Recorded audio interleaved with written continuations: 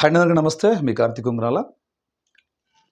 ఈరోజు ఆల్రెడీ ఒక టాపిక్ మాట్లాడటం కూడా జరిగింది. కానీ ఇంకొక టాపిక్ ఏంటంటే, ఉమ్మడి గుంటూరు జిల్లాకు సంబంధించి మహిళా పోలీసుల విషయంలో అంటే మన గ్రామ సచివాలయాల్లో ఉండే మహిళా పోలీసులకు సంబంధించి బదిలీల విషయంలో గతంలోనే నేను కొన్ని వార్తలు కూడా రాయడం జరిగింది. ఆ వార్తలకు సంబంధించి ఒకసారి బదిలీలు ఎలా జరిగాయి, ఏంటి, ఏమన్నా ఇబ్బందులు పడ్డారా, అసలు ఏం జరిగింది అనే దాంట్లో కూడా ఒక వీడియో రూపంలో మనం మాట్లాడితే బాగుంటుందని చెప్పేసి మాట్లాడుతాను.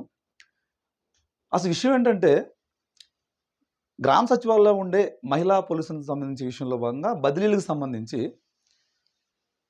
స్థానిక ఎమ్మెల్యే లెటర్లు తెచ్చుకోవాలని చెప్పేసి చాలామంది చాలా రకాలుగా ఇబ్బందులు పడి పాపం వాళ్ళ దగ్గరలో ఉన్న స్థానికంగా ఉండే కౌన్సిలర్లు కానీ, వార్డు మెంబర్లు కానీ, సర్పంచులు కానీ, ఏదైనా సరే ఒక స్థాయిలో ఉన్న నాయకులను పట్టుకొని పాపం ఆ సర్కిల్లో ఉన్న ఆ నియోజకవర్గంలో ఎక్కడైతే మనం పోదాం అనుకుంటున్నామో, ఏది మనం ఇప్పుడు పనిచేసేదానికి కాకుండా ఇంకా వేరే చోట ఎక్కడైతే మనం పనిచేయాలనుకుంటున్నామో ఆ స్థానికంగా ఉన్న ఎమ్మెల్యే తెలుగుదేశం పార్టీ ఆఫీసుల చుట్టూ అయితే వాళ్ళు ఇష్టం వచ్చినట్టు పాపం తిరిగి ఏదో కష్టపడి కొంతమంది తెచ్చుకున్నారు లెటర్లు, కొంతమంది తెచ్చుకోలేకపోయారు లెటర్లు. అయితే విషయం అయితే ఇక కొంతమంది పాపం లెటర్లు తెచ్చుకున్న వాళ్ళు ఏమనుకున్నారంటే, సరే ఎక్కడొస్తే అక్కడ చేద్దాంలే, మనకు సంబంధించి కొన్ని అసలు బదిలీ ఎలా ఉంటుంది అనేది మనకు కూడా తెలియాలి కదా, మనకు తెలియకుండా ఎలా మాట్లాడాలి ఏందనేది కూడా వాళ్ళకి అర్థం కాలేదు.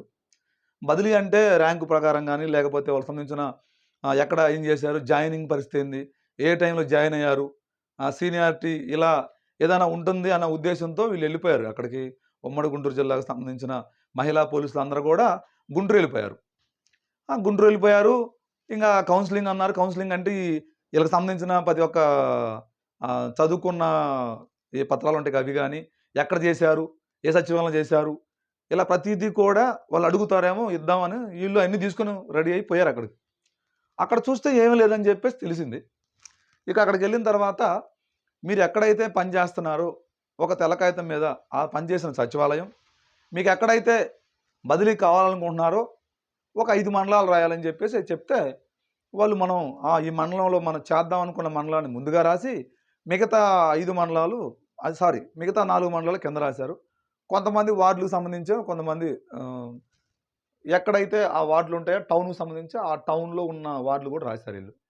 ఇక మొత్తం రాసి సబ్మిట్ చేసి వాళ్ళకి రావడం జరిగింది.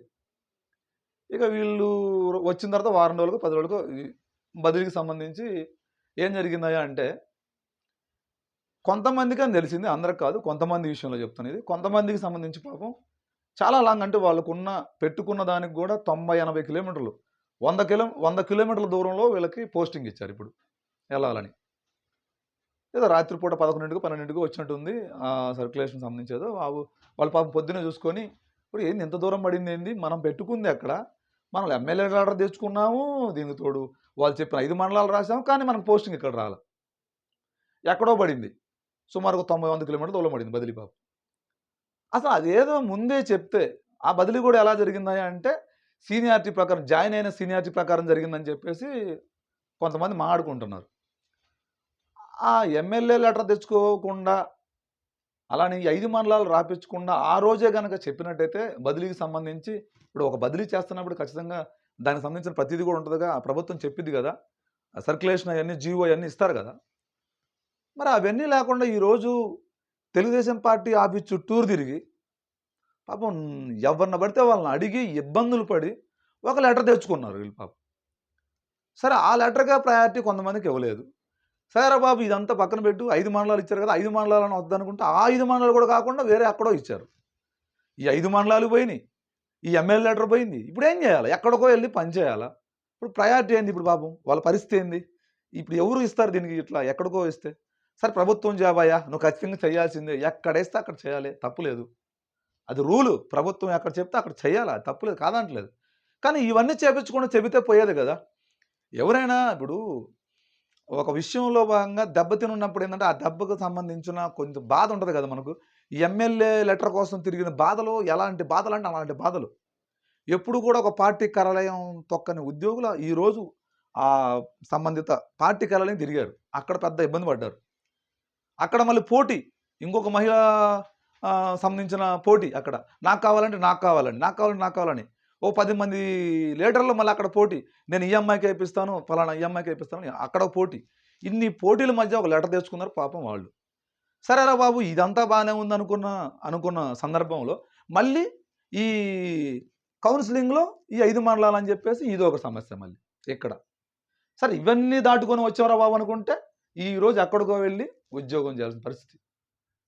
ఎవరికి చెప్పుకోలేక, ఏ అధికారికి చెప్పుకోలేక, ఏ రాజకీయ నాయకుడికి చెప్పుకోలేక నానా ఇబ్బందులు పడుతున్నారు మహిళా పోలీసులు పాపం.